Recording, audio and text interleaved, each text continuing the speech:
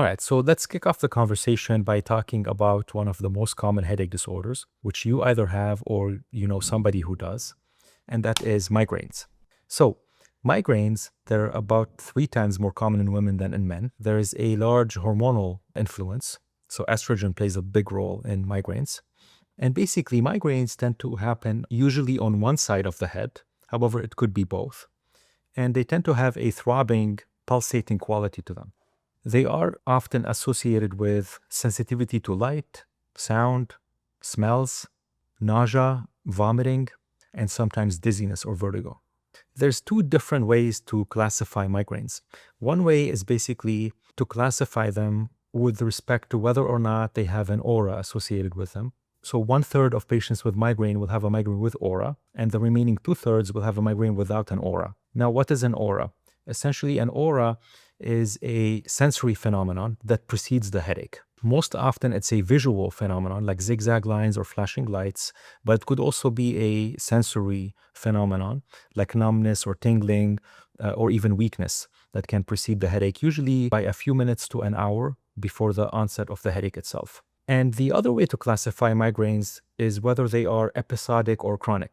Chronic migraine means that you're having more than 15 days of headache per month.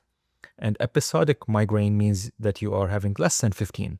And that has impact on treatment, as I will discuss in a little bit. Common migraine triggers will include stress, sleep problems, hormonal changes, so menstruation in females, weather changes, fasting or not eating, alcohol, especially red wine, food items like cheese, dark chocolate, caffeine for some people, although caffeine can be tricky because caffeine withdrawal itself can lead to a headache. I made a separate video on migraine triggers that you can check out if you're interested. Now, the duration of a migraine can be anywhere between 4 hours to several days. If it's more than 3 days, we call that status migrainosus, which just essentially means a bad migraine. The chronicity of a migraine goes like this. You have what we call the prodrome phase, which is marked by fatigue, sensitivity to light and sound, irritability as well.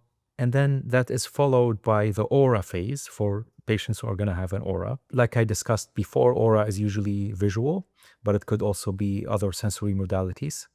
And then after the aura phase is when you have the actual headache phase. And finally, after the headache phase is when you have the postdrome phase.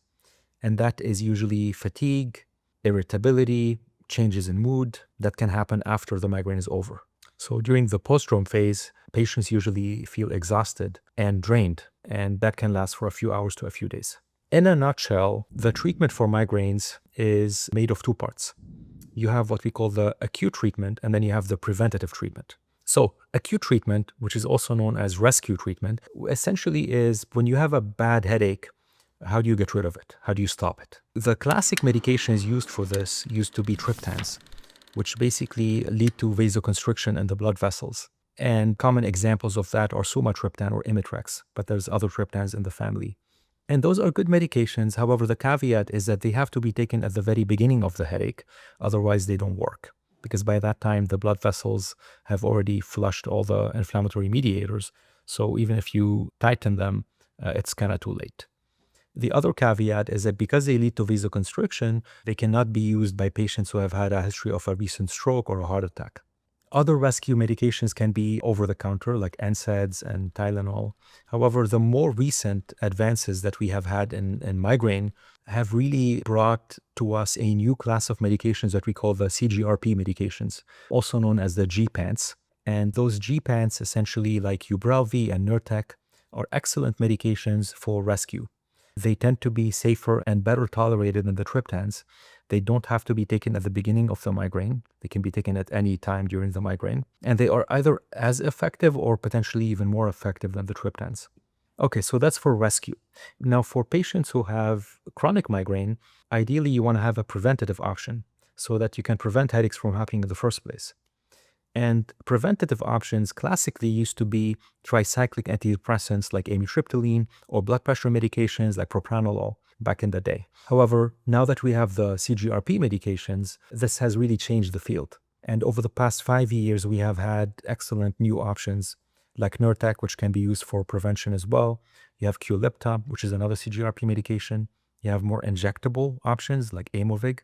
But then one of my favorite options for migraine prophylaxis is actually Botox injections. And the idea behind that is that we inject Botox in specific muscles of the head and neck, and that decreases the tugging on the nerves that is happening. Botox is one of the best options for migraine prevention.